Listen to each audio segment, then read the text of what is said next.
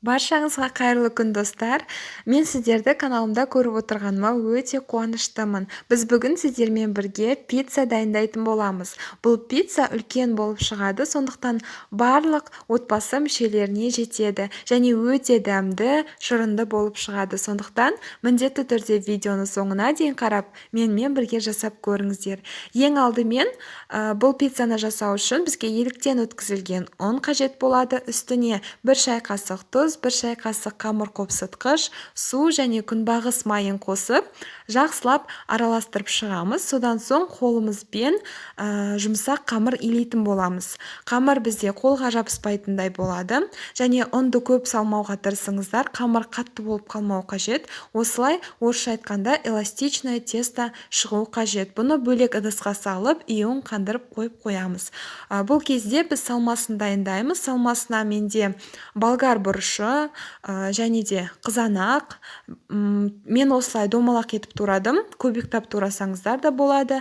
Менде еттен шұжық, ал сіздер басқа да тартылған ет, сиыр еті, жылқы еті өздеріңіздің қалауларыңызша қолдана берсеңіздер болады. Және де ірімшік. Ірімшік менде арнайы пиццаға арналған. Сіздер де осыны алыңыздар, немесе моцарелланы алыңыздар. Сол кезде пиццаларыңыз сондай дәмді болып шығады.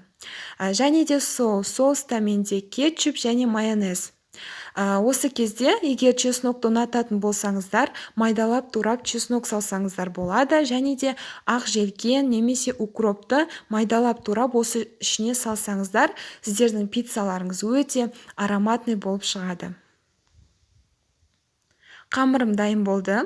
Қамырымызды алып, жақсылап қолыммен тағы да 1 рет илеп аламын. Осы қамырымды илеп болғаннан кейін оқтаудың көмегімен жұқа қамыр жаятын боламын.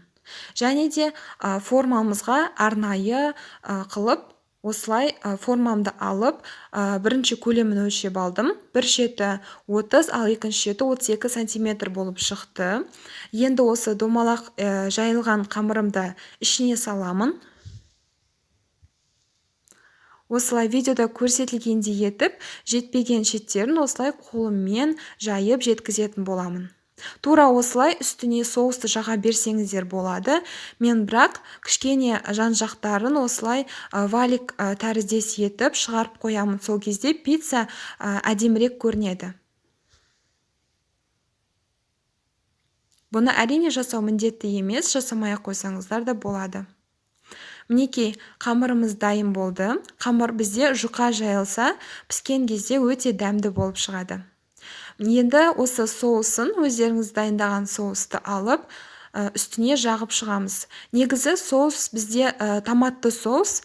Егер сіздердің пиццаларыңыздың құрамында ет болатын болса, томатты соуспен жақсы үйлеседі. Және де қаймақты соус болады. Қаймақты соусқа бізге қаймақ және кілегей қажет. Оны егер сіздердің пиццаларыңызда ет жоқ, тек қана көкөністер мен саңырау құлақтан жасалатын пицца болса, сол қаймақты соус өте жақсы үйлеседі. Енді соустан кейін бірінші қабатына біз етті саламыз. Шұжық болсын, сиыр еті, жылқы еті, тартылған еттеріңіз болса, егер сіздер етті салатын болсаңыздар, міндетті түрде бірінші слойына етті саламыз. Осылай мен домалақтап кесілген шұжығымды салып шықтым. Екінші слойына қалған көкөністерді саламыз. Менде ол болгар бұрышы. Осылай шұжықтардың арасына салып шығамын.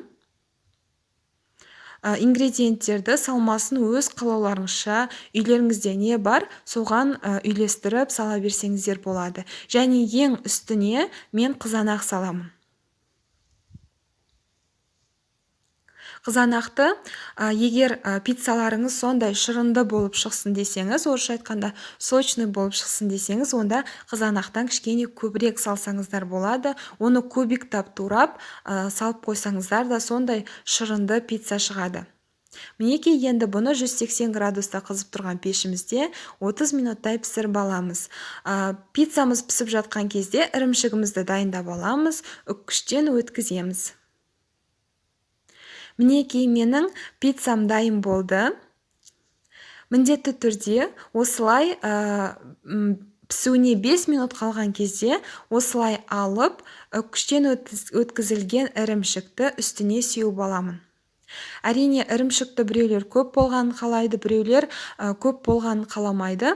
Мен көп емес, аз емес, шамамен 200 граммдай осы үлкен пиццаға 200 граммдай ірімшік қостым. Өз қалауларыңызша қоса берсеңіздер болады.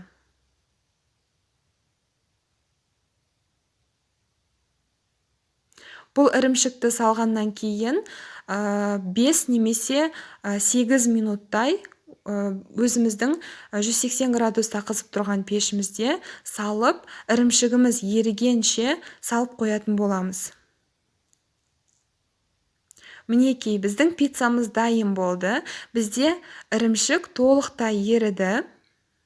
Арнайы пиццаға арналған ірімшікпен пицца өте сондай дәмді болып шығады. Үстіндегі ірімшіктері күйіп кетпейді. Міндетті түрде осы менің рецептім бойынша бұл пиццаны дайындап көріңіздер. Сіздерге ұнайды деген сенімдемін. Егер менің рецептім, менің видеом ұнаса, лайк қойып, пікір қалдыруды ұмытпаңыздар. Келесі кездескенше.